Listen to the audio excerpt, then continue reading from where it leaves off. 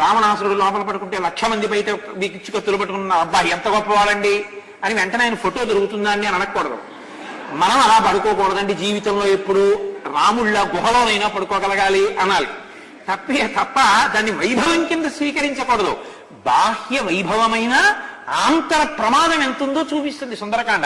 ఇది మీరు పట్టుకుని సౌందర్యాన్ని పిండుకోగలిగిన మీ మనస్థితి సౌందర్యం. అందుకని సుందరకాండ మీ పట్ల సుందరకాండ అలా తిరుగుతుంది. మీరు ఆ సారాన్ని పట్టుకుంటే చాలు. ఇప్పుడు నేను ఇక రావణాసుని అంతఃప్రమనగా అరువులు ఇలా ఉండునో, వజ్రములుండునో, వైఢూర్యములుండునో, దిక్కుమాలనాడు పడుకోలేని వాడు ఉంటే ఎందుకు ఎవడకు కావాలంటే అడగాలి. మీరు అడిగితే అప్పుడు మీకు పట్టుకుంది సుందరకాండ అని గుర్తు. గుహలో పడుకున్న రాముడు గొప్పవాడండి.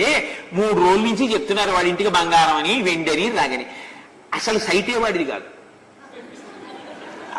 బిల్డింగ్ ఎంత గొప్పదైనా కట్టండి, అసలు సైటు వాడిది కాదు. ఎంత ప్రమాదం. అసలు లంక వాడిది కాదు. పాలితాం రాక్షసేంద్రేణ నిర్మితాం విశ్వకర్మన, అది విశ్వకర్మది. వీడు నాది అంటున్నాడు. కాబట్టి ఈశ్వరుడు ఎప్పుడో వచ్చి నీది కాదు అవతలమని తీసేస్తాడు. పోయిందంటే అక్కడ.